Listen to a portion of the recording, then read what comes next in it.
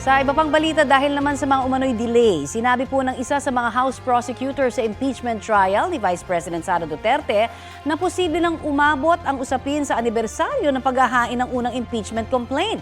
Sa ngayon, hinahanda na rin daw nila ang sagot sa mga tanong sa kanila ng Supreme Court kaugnay sa petisyon ng bise. Balitang hatid ni Tina Panganiban Perez.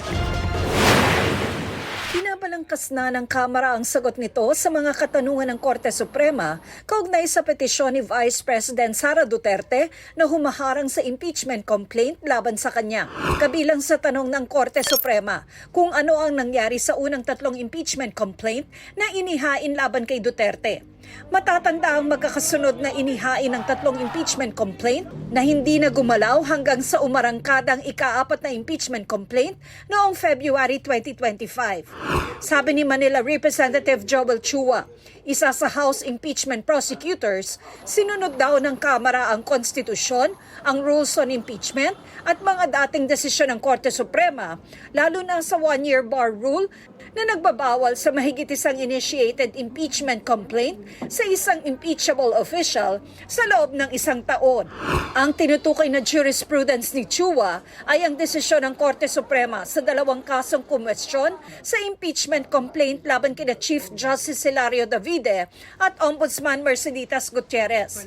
Dito inilatag ng Korte Suprema kung ano ang ibig sabihin ng pag-initiate ng isang impeachment complaint na siyang basehan ng 1-year bar rule. Una, ng filing ng verified complaint at pag-refer sa House Justice Committee for action. No? Ito po yung supposedly dapat nangyari sa unang 3 na mga impeachment complaints. Pero hindi po ito nangyari. There was no referral to the House Committee on Justice.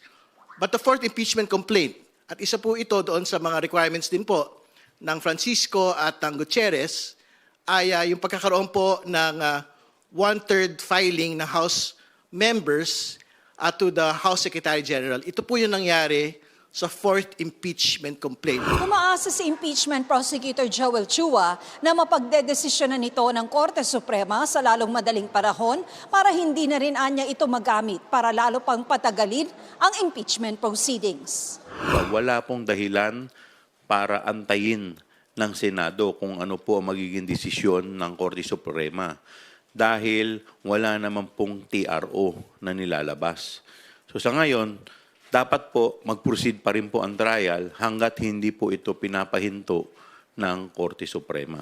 Sa delay po na nangyayari sa Senado, parang aabot na rin tayo sa 1-year bar rule.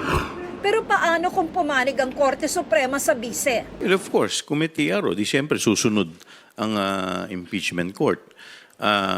But of course, we will do all legal remedies para ito ay ma-lift.